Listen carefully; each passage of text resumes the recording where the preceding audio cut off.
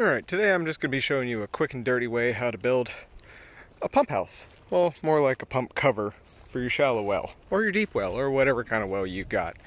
Because you don't want to be like us here and forget to drain your pump before hard freeze, or you're going to be buying a new casing for your impeller. Luckily, we were able to find a guy with a scrap pump who was willing to donate his time. Perks of being a non-profit. Don't have any money, don't have any time, but you're certainly able to cajole people into giving you stuff for free. So anyway, we're going to have to put a cover over the top of this just to keep it from freezing. We're here in Charleston, and we barely get freezing every year, which is why everyone's pumps blow up, because no one is paying attention to it and nobody drains them. So they just freeze, and they're not frost hardened either. So anyway, we're not going to make that mistake again, because we're not going to be so lucky next time. And while I'm out here building a cover for this thing, I guess I might as well bring you along for the ride and show you what I'm doing, just so that you have a starting place. This ain't going to be anything fancy, but it'll get the job done. Also, don't worry about the hollering back there. It's New Year's, so we got deer hunter out there getting their last tags for the season.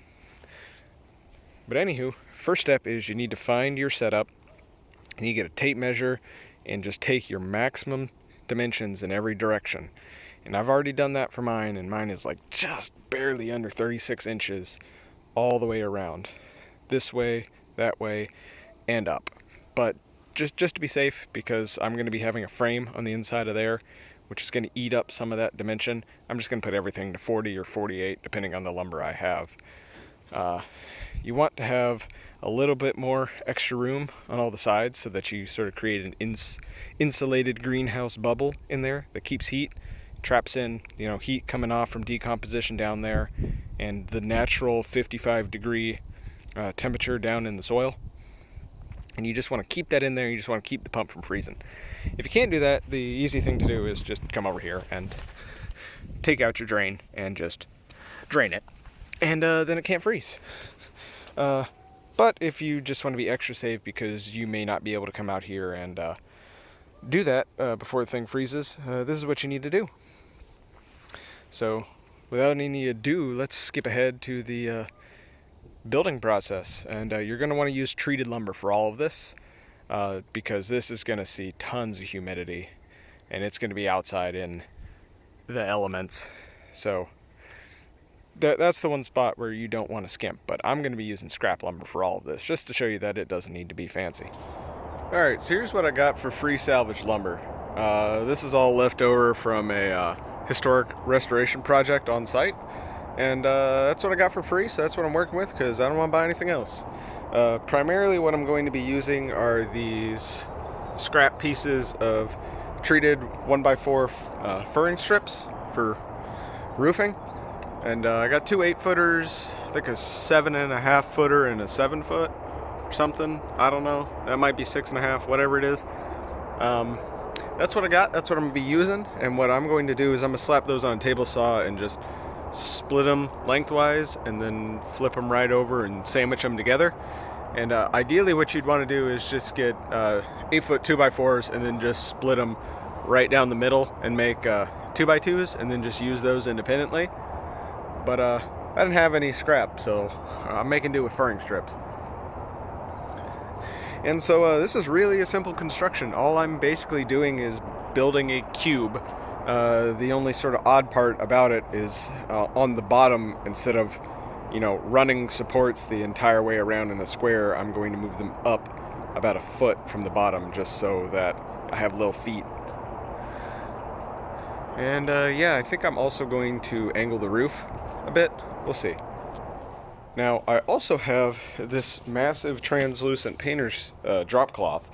And what I'm going to do is I'm going to show you two ways to do this. The ideal way is just to sheath the entire thing in 1/2-inch treated plywood.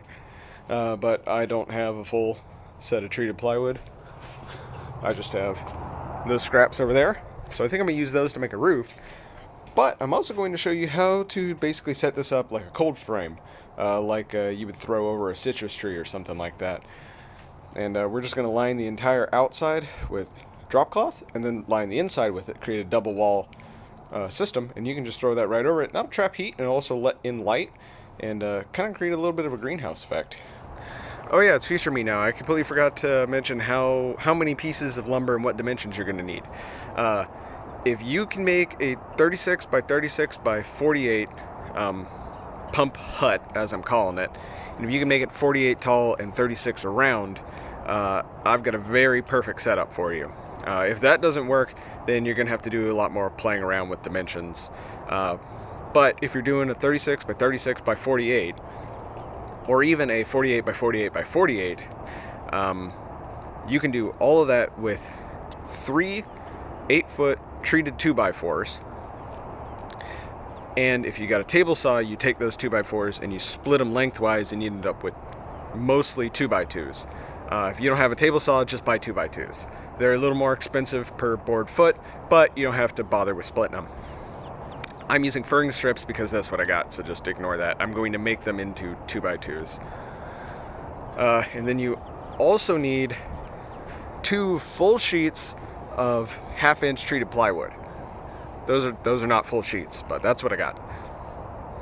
And you can, with practically no scrap except for some leftover 2x4 pieces, you can make a fully enclosed pump hut, as I'm calling it, in 36 by 36 by 48. And if you want to do a little cant to the roof, you can cut one of those sets of 48 pieces a little bit shorter, and then you can just slap everything back together just fine. But you'll have to do it a couple extra cuts on 3 of the pieces of plywood, but we'll get to that later. Alright, prepping stuff for this table saw. We're in pretty good shape. This sucker is 9 foot. This is a little over 8.5. This guy right here is just a hair over 7, and this guy is just a hair under 8. So I think the world's my oyster as far as dimensions go. I think what I'm going to end up doing is shooting for 42 by 42 by 40 and 48, 42 and 48, I think. Something I'm gonna try and do a slightly slanted roof just to help with water drainage. And yeah.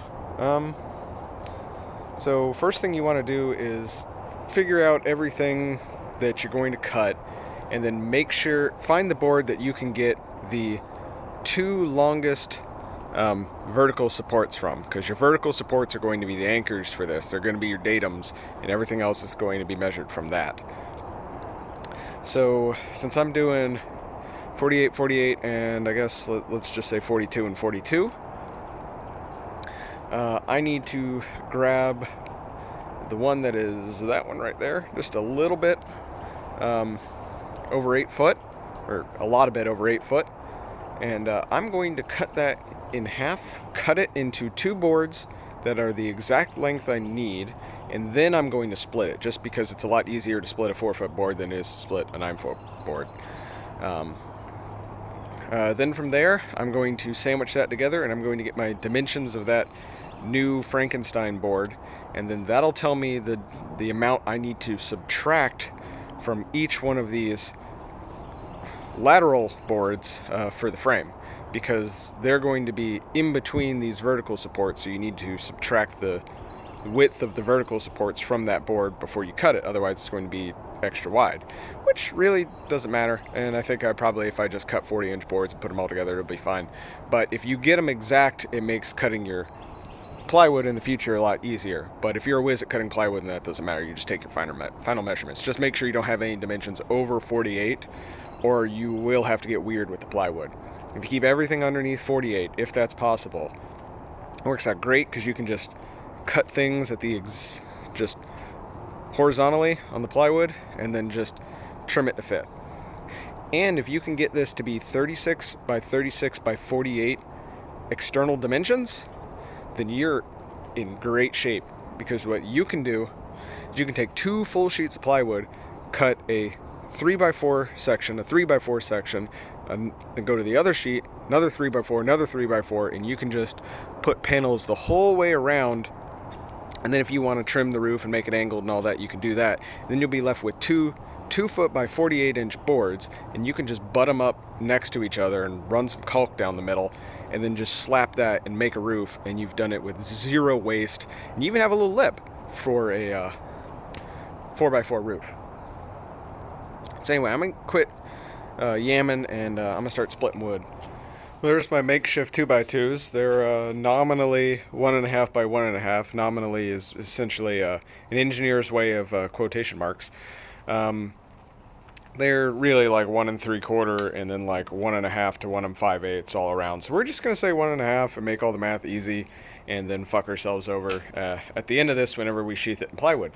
I just have to make sure that nothing is more than 48 inches, and I will be good. So these are my vertical supports, and now that I know that they're all 1.5, I can go measure those, cut them, split them, and do the same thing, and have my wraparound supports for the top. And then I'm going to figure out what I'm going to do for my wraparound supports at the bottom. And I don't really know what to call these: lateral supports, horizontal supports. I'm taking 4 sticks like this, and then I'm bolting 4 boards to the top and 4 smaller boards to the bottom, and just sending it out there. I did not look at any designs or any plans online before I did this, so I don't know if there's anything better out there or easier. But this is just what I threw together in about 20 minutes with the wood I had on hand. So we're gonna wing it. All right, so here's what I got cut. Got 439s, 242s, and 248s, and these are going to be one side of the vertical supports. This is going to be the other side. There's going to be a 6-inch drop for the roof, and then these are going to fit like this in between each one of these, and then be screwed in butt-wise from either side. And I'm going to try and arrange these vertical supports so that they alternate like that as I go, sort of whichever time-telling instrument-wise you want. And that way when I put it together, all of these slight differences in dimensions should even out, or make everything worse. One of the two. I don't know. We'll figure it out. And to put those together, you're going to need at least 2.5-inch screws, if not 3-inch screws. These are 2s. I think all I got is 2.5. Yeah, all I got is 2.5. So that's what we're going to use, because you're going to need at least 1/2 inch going through these, and these are like 1.5 or 1 3/4. I'm going to try and line it up so that I run the screw this way through the 1.5, so I have a full inch going into the ass end of one of these boards. And yeah, we're just going to send it. The only downside of using these sort of sistered, furring strips, is that whenever I screw through the center, I'm going to go in between these boards, which is not good. So I'm going to have to offset my screw or put it in at like a 45-degree angle so I can go through these. And if I'm doing that, I'm probably going to have to pre-drill. It's just going to be a nightmare. Just use 2x4s or 2x2s if you can get them. Alright, so here's what I got together. I got the 48-inch side done and the 42-inch side done. And this is just one side of each, and as you can see, I have alternated the grains on these furring strips. Not that you're going to have to do that if you use 2x2s. And now I need to take these two guys and put them here. Now if I was all fancy like, I would have done trigonometry and got those the correct length and cut them at an angle and put those in so that they ran from here to here, but I'm not. So I'm just going to run it from the top of this to 42 inches over here, and stick those in there, and if I want to add something later, I will. The only reason I would need to add something is just in case I've got a diagonal piece of plywood up here and I need to screw it to that. And I think before I do that, though, I am going to get these guys cut to 39 inches. This one is exactly 39 inches. And put 2 of them in on here just to keep this thing from wiggling and make it a little bit more stable. I'd like to just use, 2x2s like this, but I only got one of those that's long enough. So I'm going to use these tiny little 1x1s, because all they need to do is just support the bottom, or those will break and explode and shatter, and then I'll have to sacrifice some of my 4x4s. But we'll see. Alright, jumped the gun a little bit. A friend of mine came over. He had a bead leak on his tire, so I was helping him fix that, and yeah, so we smashed some heinies, and yeah, I just jumped the gun a little bit. Anyway, but we got this built together, and I've got it set up like a cold frame right now, and I would put a top on it, but I've got to move this thing 50 miles to work, and I don't want this thing escaping into escape velocity and flying off and hitting the car behind me, which will obviously be an Audi, and smash their windshield in, and then I go to court. So I'm not going to do that. So I'm going to at least leave this top open. I think I might be able to get it in Theseus, because it is 42 by 42, and I think I have like 45-inch clearance. We'll hope. Otherwise, it's going in the truck, which is why I left top open. But let me just put this beer down. What all I've really just done is, after I got the 2 U's made, I just bolted those down onto the bottom to make it more rigid, like I said I was going to do. And I've just dropped these down about 2 inches, just so that they don't line up with those screw holes I had before. And screwed those in on both sides. That's kind of funny to get that together. You're probably going to need 2 people or a very conveniently lined up vise like I have over there. And then just do the bottoms, and it's pretty good. It's not very stable. It's more stable now because I have this drop cloth on it. But it's not particularly stable. If you had plywood, you could just sheath the whole thing and it'll be rock solid. But I've got this cold frame set up, and all I really did was take this drop cloth, and I don't really know how big it is. I think it's about 12 foot. And I just started on this side, got it mostly level, pulled it taut, and I just kept it lined up with the bottom, wrapped the whole way around. I cut it at 54 inches, so I had just a little bit of a slop left over, about 6 inches over here and a little bit more over here. Ran it the whole way around and just put it on with regular normal ass staples. And she actually looks fairly decent. Looks like a washing machine now, an oversized washing machine. And I'm gonna haul it out there and put top on it, and you'll be seeing that here shortly. Alright, here come the Dahu. Let's see if we blow into the intracoastal waterway. Other than having to make a pit stop to re-staple some of the plastic, she's been holding on pretty good. I'm getting up to 60 now because I put about 4 times as many staples in as I did before. Wish me luck. Only about 12 more miles to go out of 50. Well, bridge is behind us, but she didn't like that. I think the plastic tore. But still on the road, so I'll call that a win. Well, we made it here in one piece somehow. How many miles? I think it's 45 miles exactly. Usually my commute's about 50. But I did take a detour. Well, 2 detours. So I guess 45 plus 7 plus a mile is whatever. 53, we'll just say 50. But we're here. Had her loaded down with 2 40-pound sandbags, a lawnmower, and 2 sawhorses, and a 2x4, because I'm doing a bunch of stuff today, not just the well cover. But we're here, so guess all the steps that are left is test fit, make sure it does fit over the well cover. Then go grab some of the plywood over there that's left over from the construction, and cut her to fit. Because I did 42 inches, I'm going to have to use 3 sheets.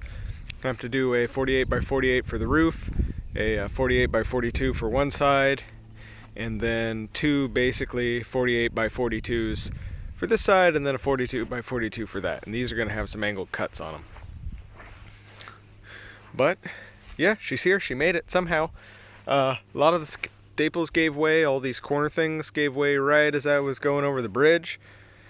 Not too much tearing, which is good.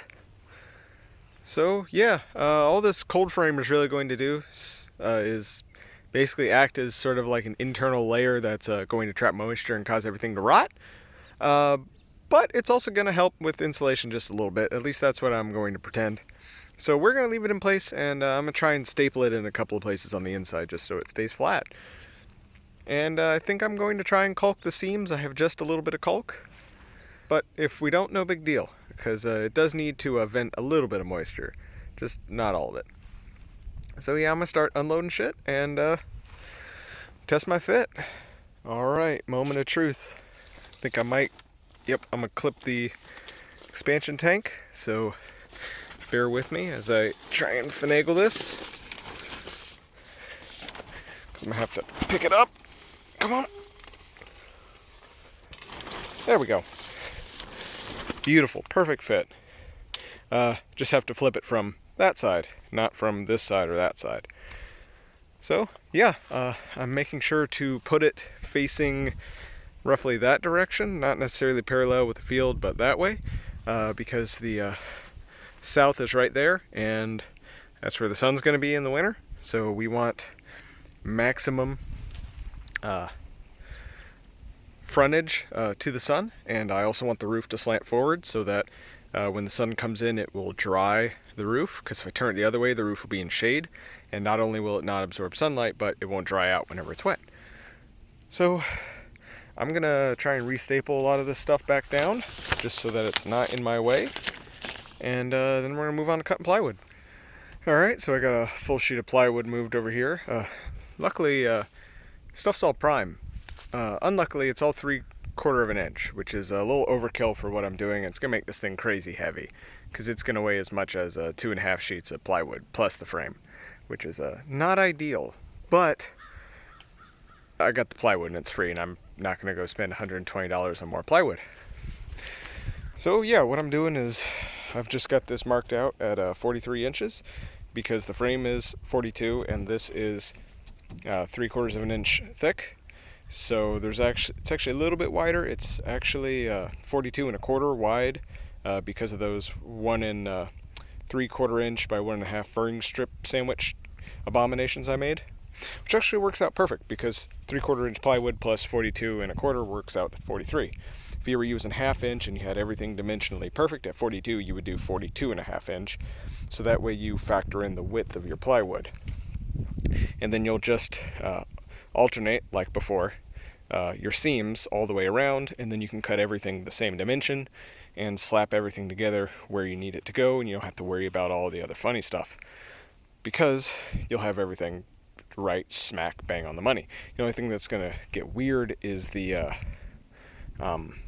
angled cuts for the roof, because since I'm doing this alternating thing, I'm going to have to adjust my height to make up for the fact that one side is going to be sitting 3/4 of an inch further than the other side. And the alternative to that is to cut 2 of these at 43 3/4, the back and the front, and then the 2 sides at 42, or the reverse. And that way when you sandwich everything together, it'll all come out nice. But I don't really care, and I'm going to cinch everything down with screws, so it won't really make a difference anyway. So we're just going to run with the cheap and dirty simple thing, because I will mess up all the measurements and then fuck it up anyway, so might as well just fuck it up to begin with. Save me the heartache. So I'm just going to run a straight edge and cut this at 43, and then that'll leave me a 48 by 42, which will be the back, and then a, what's the math, 53 by 48, which I can just throw on the roof. But then I still have 3 more boards to get, so 2 more sheets. So I think what I'm going to do is I'm going to cut 43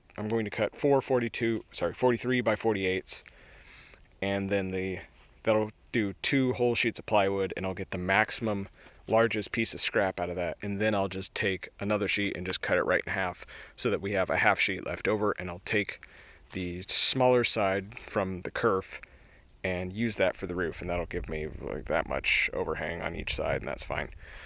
So I'm gonna get to cutting. See you on the flip side. Alright, last cut's done. Let's slap this bad boy together. Alright, so here's all I'm doing to put it together. Nothing crazy, just a box of 1 1/4 inch exterior deck screws and an impact driver with a T25 in it. And yeah, I was thinking about being fancy and countersinking these, but then I remembered I don't care. So we're just gonna run them in tight. They're only 1 1/4 anyway. Plus it's plywood, they'll sink. And yeah, it should let us slap them together pretty quick. I'm just going to do like 1 on each quarter, get everything squared up, and then just send it home. I mean, nothing special. If you did all your cuts right, just line them up flush on the top corners. Make sure you pick a direction where you want the overhang to be. I'm probably going to go counterclockwise, just because that's convenient. And yeah, just cinch it down. Don't get too crazy. Put a screw every like 6 inches or so, every foot even. I'm probably going to do every like 6 to 8, something like that. I'm just going to eyeball it, try and avoid the screws I already got in there, and yeah, simple as. Well, got the walls on. They went on without too much trouble. Made sure to leave these just a little bit high so that the thing would properly slant. Should have done the same over there, but whatever. Like I said, the angles are going to be slightly off because of this offset that I'm doing counterclockwise, but it's plywood, so I'll just cinch it down and it'll go away and it'll just be slightly off and no one will ever notice. Wheel fits in there pretty well, pun intended. And I got enough airspace next to the pump that it's not going to get chilled out. And it's oh god, really heavy, which is unintended, but at least it's not going to blow over, so that's a bonus. There she is, spick and span, snazzy, ready to be painted. You know, it was below freezing, what, 2 weeks ago when this froze, and it's still not even the middle of winter, and it's like 60 out today. You know, I got the sleeves rolled up and everything. That's just how it is here in Charleston. But anyway, I hope this helps you. You know, it's not the cheapest thing unless you've got, you know, plywood lying around. I'm sure everybody has at least a couple of 2x4s lying around. 2 boxes of screws, 3 sheets of plywood. If you got a small enough whale, you can do it in 2. And what did I say, like 4 or 5 2x4s? Maybe even 3? Really is that simple. Not very pretty looking, but you can make it as pretty as you want. I'm just trying to get this done as fast and cheap as possible. I hope this video helped. I hope this saves your well from freezing solid and costing you half a grand in repairs. Make sure to like, comment, subscribe, all that jazz. If you want to see more garbage like this, you got to stick around. Till next time, I'm out.